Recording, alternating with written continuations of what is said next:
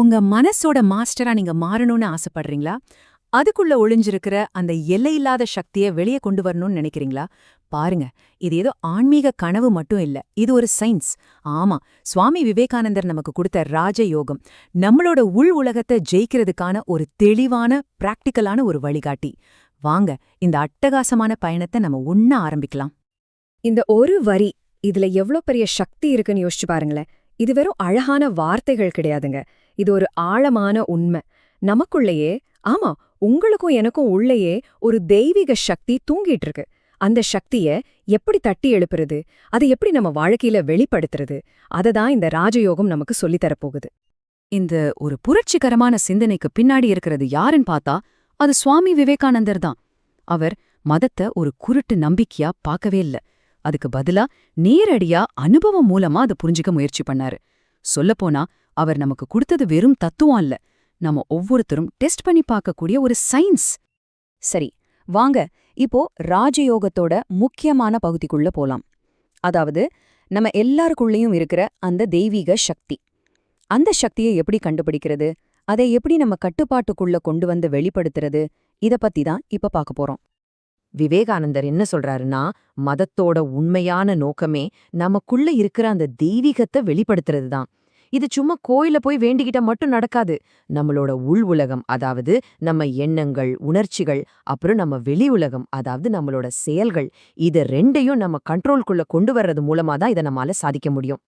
சரி, இவ்ளோ பழமையான ஒரு விஷயம் இன்னைக்கு இருக்கிற நம்ம உலகத்துக்கு எப்படி செட் ஆகும்னு நீங்க யோசிக்கலாம்.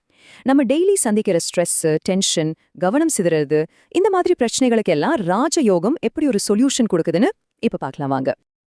இது ஒரு $1 மில்லியன் கேள்வி இல்லையா? நமக்குள்ள இவ்ளோ பெரிய சக்தி இருக்குன்னு சொல்றோம். அப்போ ஏன் நம்மளோட சின்ன சின்ன ஆசைகளுக்கும், பயங்களுக்கும், கோபத்துக்கும் அடிமையா இருக்கோம்? இந்த முரண்பாட்டுக்கு ராஜயோகம் ஒரு ஆச்சரியமான பதில சொல்லுது. விவேகானந்தர் சொல்ற இந்த உதாரணத்தை பாருங்க, எவ்ளோ சூப்பரா இருக்கு. நம்ம மனசோட சக்தி சிதறிப்போற சூரிய ஒளிக்கதிர்கள் மாதிரி. அப்படி சிதறி இருக்கும்போது அது ரொம்ப வீக்கா இருக்கும். ஆனா அதையே ஒரு லென்ஸ் வச்சு ஒரே இடத்துல குவிச்சா அது நெருப்பியே உருவாக்கும் இல்லையா? ராஜயோகம் நம்ம மனச அப்படி குவிக்கிற கலையகா நமக்கு சொல்லிக் கொடுக்குது. ஒன்னு நல்லா புரிஞ்சுக்கோங்க, ராஜயோகத்தை ஒரு மதமா பார்க்காதீங்க. அதுக்கு பதிலா உங்க மனச ஆராயறதுக்கான ஒரு லேபா பாருங்க. உங்க மைண்ட் எப்படி வேலை செய்யுதுன்னு புரிஞ்சுகிட்டு அதை உங்க கண்ட்ரோலுக்கு கொண்டு வரதுக்கான ஒரு scientific step by step method தான் இது. இதுதான் ராஜயோகத்தோட மொத்த சாராம்சமே. இதை எதையுமே கண்ணு மூடிட்டு நம்புங்கன்னு சொல்லல. அதுக்கு பதிலா உங்களை நீங்களே நேரடியா கவனிங்க, அனலைஸ் பண்ணுங்கன்னு சொல்லுது. உங்க சொந்த மனசுதான் உங்க லேப், உங்க அனுபவம் தான் உங்க ப்ரூஃப். இது இன்னைக்கு இருக்கிற சயின்டிஃபிக் மைண்ட் செட்க்கு ரொம்பவே கரெக்டா இருக்கு இல்லையா? நம்ம மனசு வெளியுலகத்தை எப்படி உணருதுங்கிறதுக்கு இது ஒரு பழமையான மேப் மாதிரி. சாங்கிய தத்துவம் இத அழகா விளக்குது. முதல்ல நம்ம கண்ணு, காது மாதிரி சென்ஸ் ஆர்கன்ஸ் வெளியிருந்து தகவலை வாங்குது.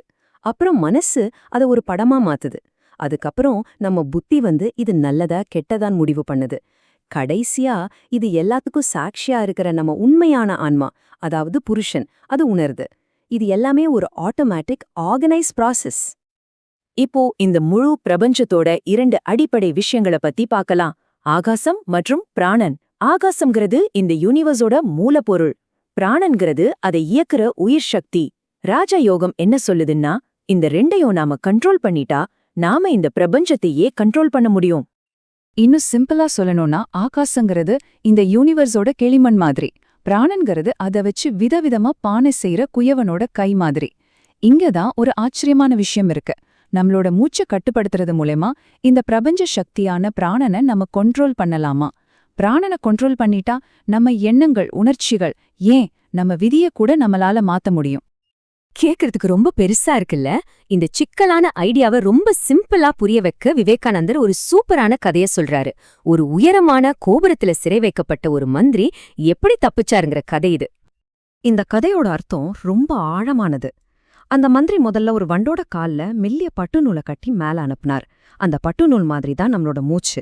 அப்புறம் அந்த பட்டு நூலை வச்சு கொஞ்சம் தடிமனான நூலை இழுத்தார். அது நம்ம நரம்பு மண்டலம் மாதிரி. அதை வச்சு இன்னும் தடிமனான கயிறு இழுத்தார். அது நம்ம எண்ணங்கள் மாதிரி. கடைசியா அந்த கயிறை வச்சு தப்பிக்கிறதுக்கான பெரிய கயிறையே மேல கொண்டு வந்துட்டார். அந்த பெரிய கயிறு தான் நம்ம உயிர் சக்தியான பிராணன். பாத்தீங்களா, ஒரு சின்ன மூச்சுல ஆரம்பிச்சு நம்ம வாழ்க்கைய மாத்த முடியும். இதுதான் விடுதலைக்கான வழி. சரி, இதெல்லாம் தியரி. பிராக்டிக்கலா என்ன பண்றது? இப்போ ராஜயோகத்தோட செயல்முறை படிகளை பார்க்கலாம். இது வெறும் தத்துவம் இல்ல, மனச மாஸ்டர் பண்றதுக்கான ஒரு தெளிவான step by step blueprint. இந்த 8 படிகளும் ஒழுக்கத்திலிருந்து தான் தொடங்குது. யமம், அதாவது யாருக்கும் தீங்கு செய்யாம இருக்கிறது. நியமம், அதாவது தூய்மையா இருக்கிறது. இந்த ரெண்டும் தான் பேஸ்மெண்ட். இந்த ஃபவுண்டேஷன் இல்லாம நீங்க ஆசனம் செஞ்சாலும் சரி, பிராணாயாமம் செஞ்சாலும் சரி, முழு பலன் கிடைக்காது. இது உடம்பு, மனசு, ஆன்மா, இது மூணையும் ஒன்னா சேர்க்கிற ஒரு முழுமையான வழி. அப்போ ராஜயோகத்தோட ஃபைனல் ப்ராமிஸ் என்ன? நீங்க முழுமையான சுயக்கட்டுப்பாட்டை அடைஞ்சு கஷ்டத்தையும் பயத்தையும் ஜெயிக்கிறது தான். இனிமே நீங்க உங்க உடம்புக்கும் மனசுக்கும் அடிமையா இருக்க மாட்டீங்க. அதுக்கு பதிலா நீங்க தான் அதுக்கு எஜமானரா இருப்பீங்க.